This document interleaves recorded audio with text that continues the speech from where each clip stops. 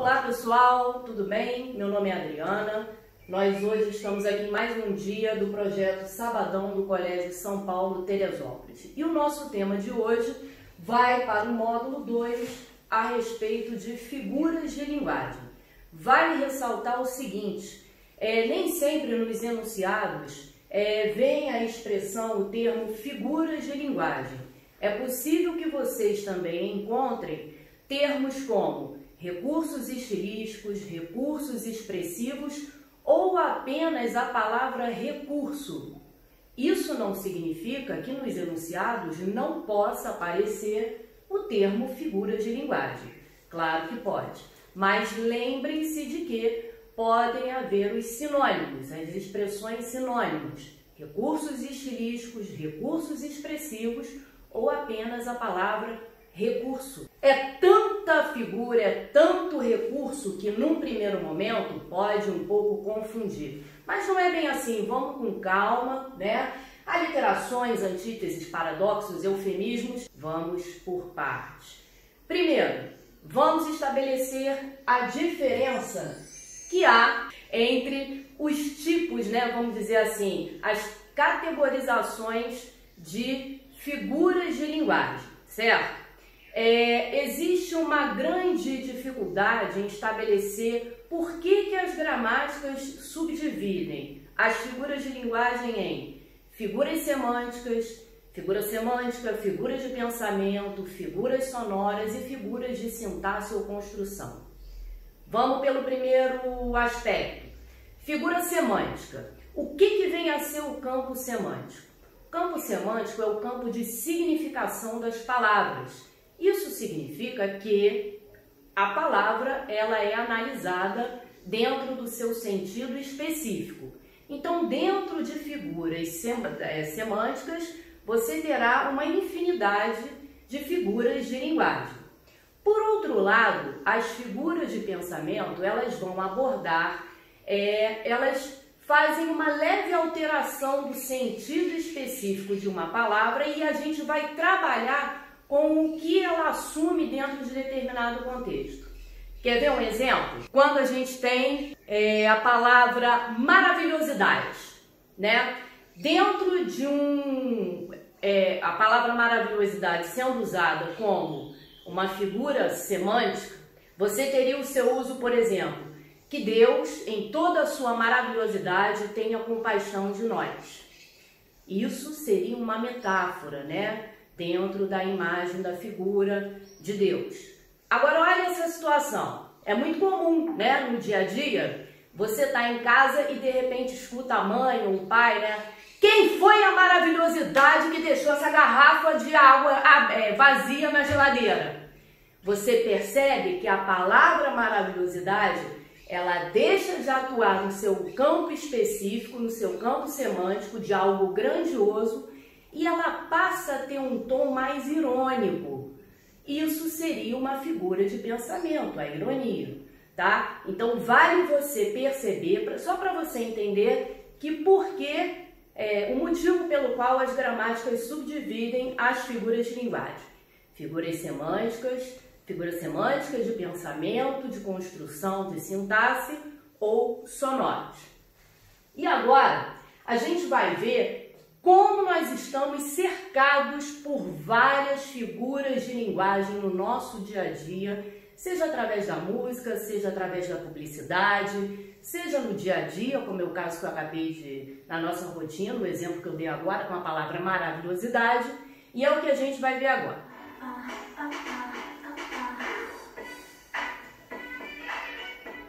Você, eu dançaria tango no terra.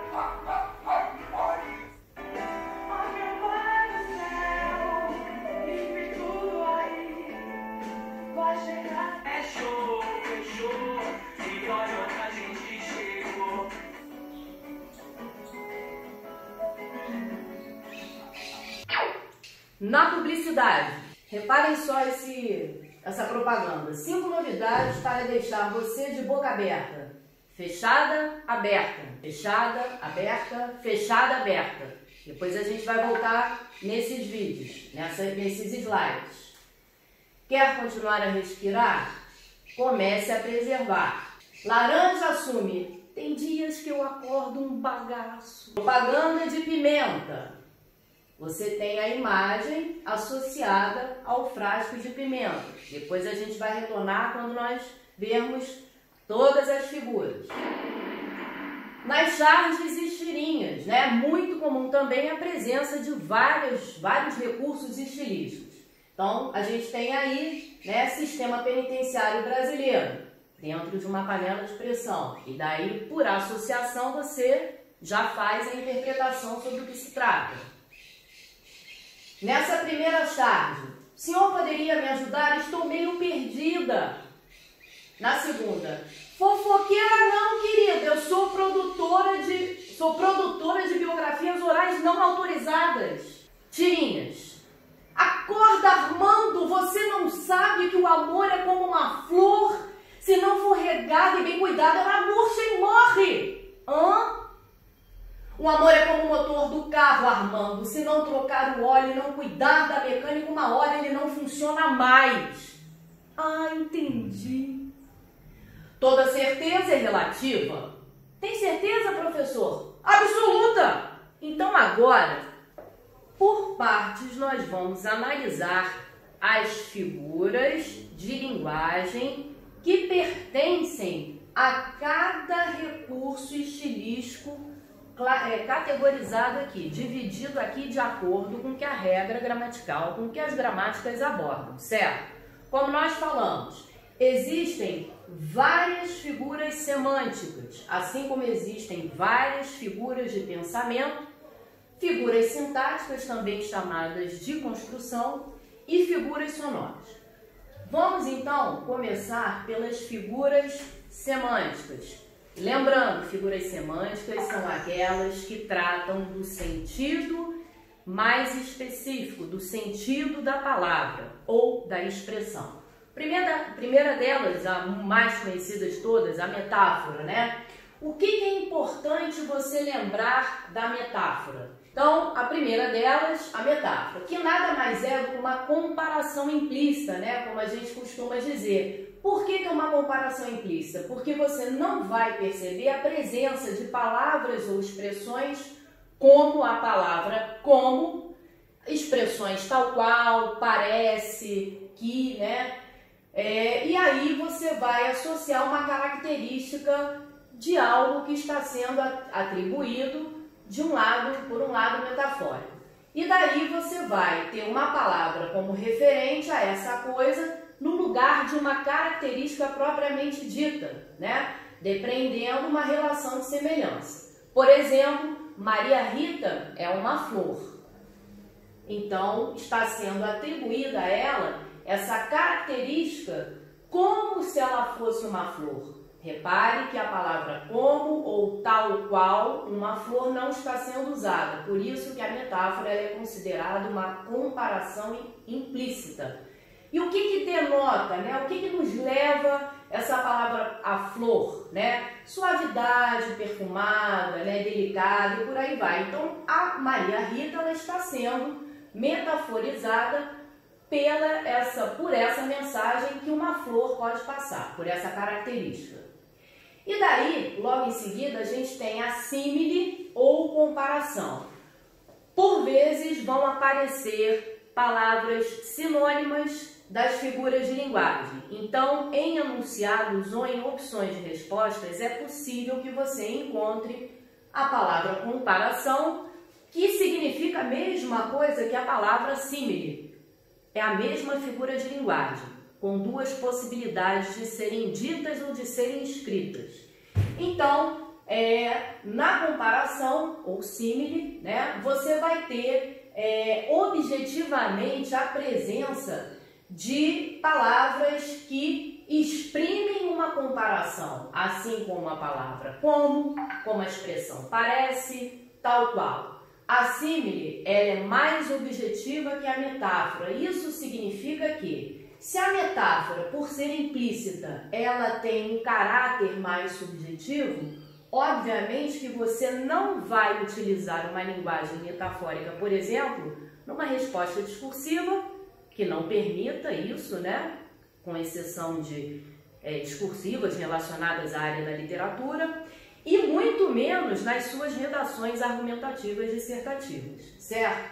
Mas a símile, como ela tem um caráter mais objetivo, é possível que você, em algumas respostas objetivas, você trace uma comparação, certo?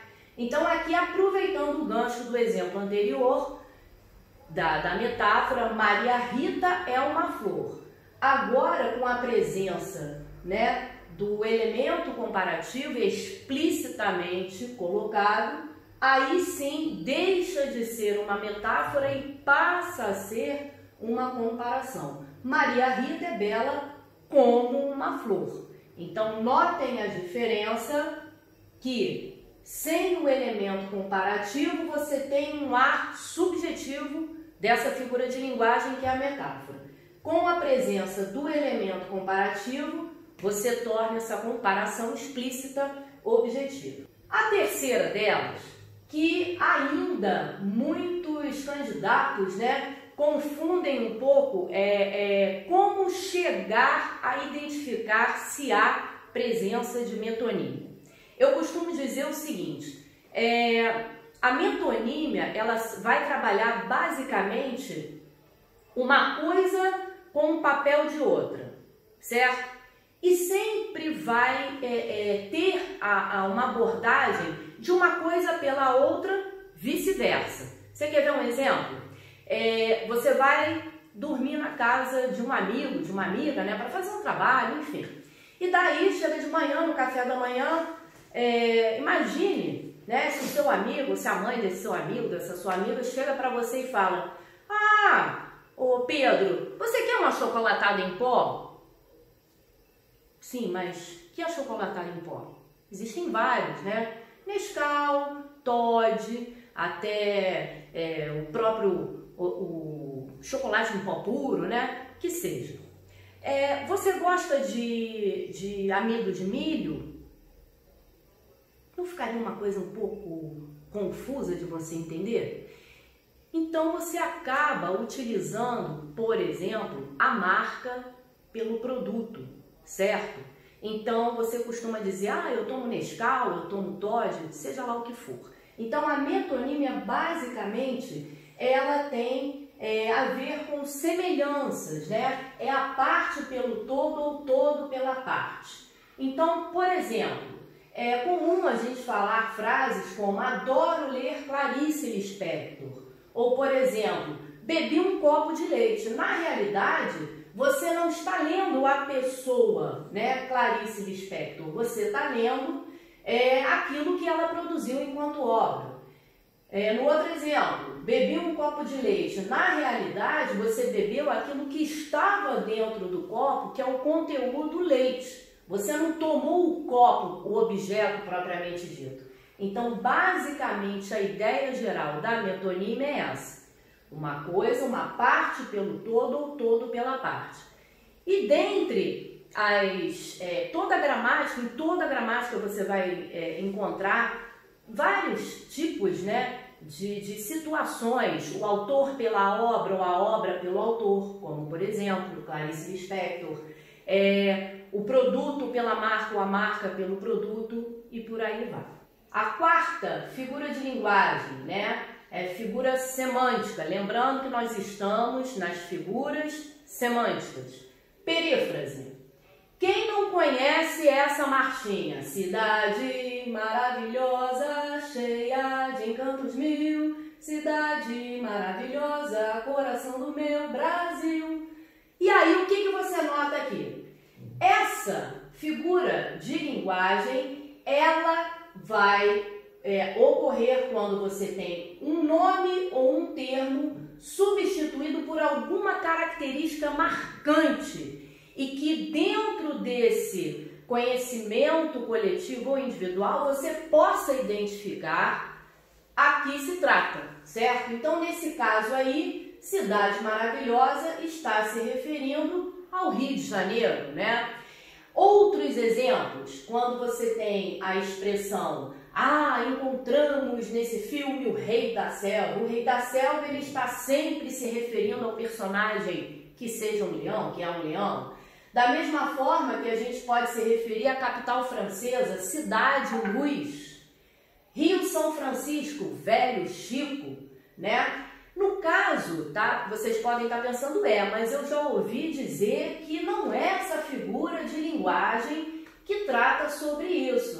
Você deve estar lembrando de outra figura que é chamada de antonomásia, tá? Só que a antonomásia, que nós vamos ver um pouco mais à frente, ela ocorre pela substituição de nome de pessoas, certo? Aqui em relação a algum ser ou algum lugar. Quinta figura de linguagem, sinestesia. A sinestesia, ela vai trabalhar, vai despertar em você os sentidos, um dos seus sentidos, ou vários ao mesmo tempo, olfato, audição, né, a visão, o tato. Então a sinestesia trabalha nesse campo dos efeitos sinestésicos que uma pessoa pode ser incitada a sentir. Então, principalmente, né, no ramo da arte, músicas, poesias, vai trabalhar com a mistura de 2 ou mais sentidos, certo?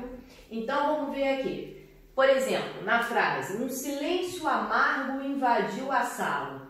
Quando você lê um verso como esse, um silêncio amargo invadiu a sala, é quase que instantâneo, você acaba sentindo aquele paladar amargo mesmo. Isso vale muito nas descrições de ações de personagens ou de locais, certo? Então é o efeito sinestésico. Hipérbole. Hipérbole também é uma velha conhecida nossa, certo?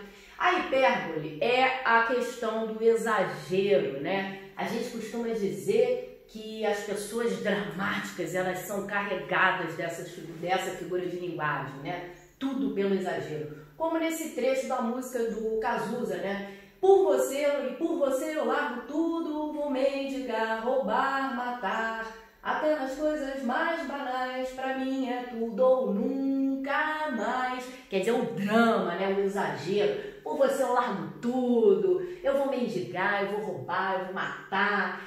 Pra mim é tudo ou nunca mais.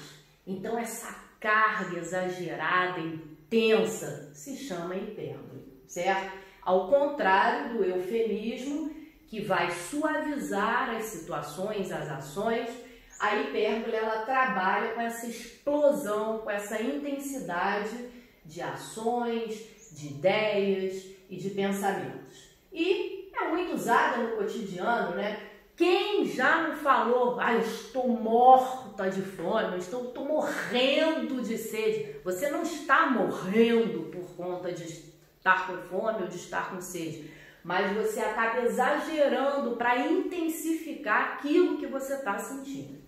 Então aí nós temos a hipérbole. Por outro lado, o eufemismo, ele suaviza, ele dá um tom mais leve àquilo que se deseja expressar. Por isso que se opõe ao exagero hiperbólico, né, da hipérbole. Então, por exemplo, nesses versos do Braulio Bessa, dar a luz a uma criança é iluminar os seus dias, dividir suas tristezas, somar suas alegrias. É ser o próprio calor naquelas noites mais frias. Então você tem essa leveza de narrar, por exemplo, fatos, situações. Uma coisa muito comum, né, que a gente ouve, né, fulano descansou em paz, né? Ao invés, né, no lugar de quê? De você dizer, ele morreu. Não, você tem maneiras, né, de expressar, né, dentro de um efeito de eufemismo, suavizar aquilo que você quer dizer. A catacrese. A catacrese, ela ocorre assim de uma maneira que, na evolução da língua, por um acaso não foi encontrado uma expressão, um termo específico para designar um objeto, por exemplo. Você tem o tempero alho. Por que foi especificado, por que foi determinado cabeça de alho e depois o dente de alho? Catacrese. Já repararam que você embarca no avião? Você embarca no trem? Por que isso acontece? Se você parar para analisar, embarcar denotaria o quê? Embarcar tem a ver com barco. Sim, com certeza, tem a ver com barco. Agora, ao longo, né, da evolução aí da língua, do uso do idioma, né, da língua portuguesa, não houve nenhuma outra caracterização, nomenclatura, vamos dizer assim, para designar que o dente de alho deveria se chamar alguma outra coisa, que você embarcar no trem deveria ter uma outra forma de dizer. Não houve. Então, acaba generalizando para, por exemplo, meios de transporte como embarcar no trem, o trem, o avião, né? Ao contrário do barco, que tem uma afinidade pela palavra, pela estrutura da palavra, né? Pela formação, acaba designando e caracterizando ações e objetos e por aí vai. Então, aqui você tem um trecho aqui de Maçã do Rosto, uma música de Djavan, que é tipo um shotzinho, um forrozinho, né? Que fala: me ame bem, me ame devagarinho, sem fazer nenhum esforço. Tô doido por seu carinho, para sentir aquele gosto que você tem na maçã do rosto. A catacrese, então, é um nome que a gente utiliza para designar algo que não tem um nome próprio, certo? E daí temos outros exemplos como pé da mesa, asa da xícara, né? Dente de alho e por aí vai. Nona figura, pleonasmo. A gente tem essa letra que é do Gilberto Gil e que foi regravada numa nova versão pelo grupo Skank, né? Vamos fugir. Então, vamos fugir para outro lugar, baby. Ué, peraí, mas se a gente está dizendo que vai fugir, significa que realmente você vai para outro lugar. Cuidado, gente. O pleonasmo, dentro do universo poético, dentro do universo literário, artístico, ele é considerado um recurso expressivo, um recurso estilístico. Ao contrário de que quando a pessoa utiliza por uma má comunicação, uma má expressividade, ele deixa de ser uma figura de linguagem e ele passa a ser considerado um vício de linguagem. E daí a gente tem a famosa redundância, sair para fora, entrar para dentro, descer para baixo. Isso no nosso dia a dia, se você comete, não é nem cometer uma gafe, né? Você fala dessa maneira, você não está utilizando ali uma figura de linguagem, e sim um vício de linguagem que nada mais é do que um desvio da regra, da norma padrão, dentro dos recursos expressivos. Então, dentro do ponto de vista, sobre o ponto de vista, né, sendo usado como um efeito artístico enquanto recurso estilístico, o pleonasmo ele é reconhecido sim como uma figura semântica, uma figura de linguagem. E no caso, quando ele é utilizado como recurso, ele está ali para dar ênfase àquilo que está sendo dito. Anáfora. A anáfora é quando você tem, por meio de repetição de palavras ou expressões, uma maneira de você também dar ênfase à mensagem. Então, um exemplo aqui dessa música do Almir Sater.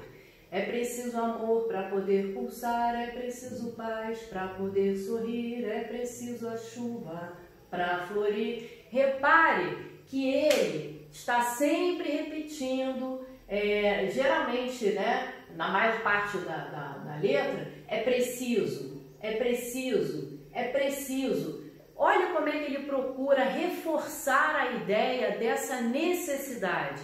A necessidade do amor, a necessidade da paz, que vai levar ao sorriso, a necessidade da chuva para que floresça, que tudo floresça, que a natureza fique exuberante e por aí vai. Então, a anáfora é a repetição de palavras ou expressões sucessivamente usada ao longo do texto, certo? Ambiguidade, também chamada de anfibologia. Cuidado para não confundir os nomes. Não é anfibiologia não, tá? É anfibologia. Significa a mesma coisa. Nós temos a possibilidade também de usar a ambiguidade, ao contrário do que muitos pensam, como um recurso de construção, um recurso adequado ao texto. Vimos em sala, se vocês lembram, né, que a ambiguidade, quando ela é considerada um problema, aí sim ela já entra no rol de vícios de linguagem. Ela foi usada por uma má expressividade, foi uma falha de comunicação. Aqui nesse caso, um primo contou ao outro que sua mãe estava doente. O que gerou aí a ambiguidade? Né? A presença desse pronome possessivo. Sua mãe, um primo contou ao outro que sua mãe estava doente. A mãe de quem? Do primo ou do outro? Não se sabe. Isso é possível no meio artístico também, em letras de música, na literatura, mas como forma poética e literária é utilizada então como recurso estilístico. Mas, obviamente, que em textos técnicos e redações, você vai, caso você gere uma ambiguidade, você vai incidir nessa esfera dos vícios e que é um desvio da norma padrão. Portanto, cuidado! Cuidado quando você for se expressar para você não gerar duplo sentido e interferir na interpretação do seu leitor. Antonomásia. A Dama de Ferro despertou admiração e ódio. Saiu publicado na revista Época Negócios. Nesse caso, né, você tem a substituição do nome de uma pessoa por um conjunto de palavras que vão caracterizá-la. É claro que para você reconhecer a quem aquele conjunto de palavras, vamos dizer assim, está se referindo, a gente entra naquela questão do seu repertório sociocultural, né? Você só vai saber a quem está se referindo caso você tenha um conhecimento prévio dessa pessoa aqui, que é a rainha. Bom, quando a gente fala, o rei do futebol no Brasil não tem igual. Quem é o rei do futebol, você sabe? Sabe, Pelé, né? Então, por isso que eu estou falando, para você reconhecer se está ocorrendo antonomásia e a quem se refere, é preciso que você tenha um repertório sociocultural.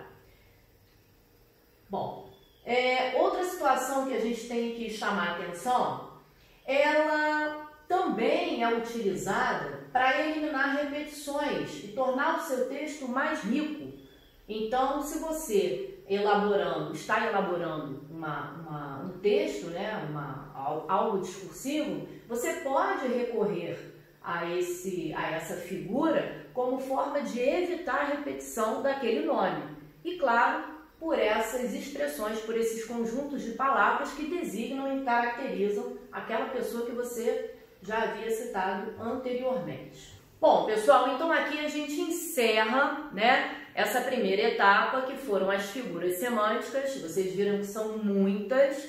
Depois a gente vai fazer uma retrospectiva de algumas delas, mas através daquele nosso primeiro momento, né, através da música, através de charges e tirinhas e na propaganda, né, na publicidade, para que a gente procure associar, saiba associar melhor na hora de ouvir algo, na hora de ver, observar algo, beleza? Na nossa próxima aula, na nossa próxima etapa, a gente já vai tratar das figuras de sintaxe ou de construção também chamada. Até lá!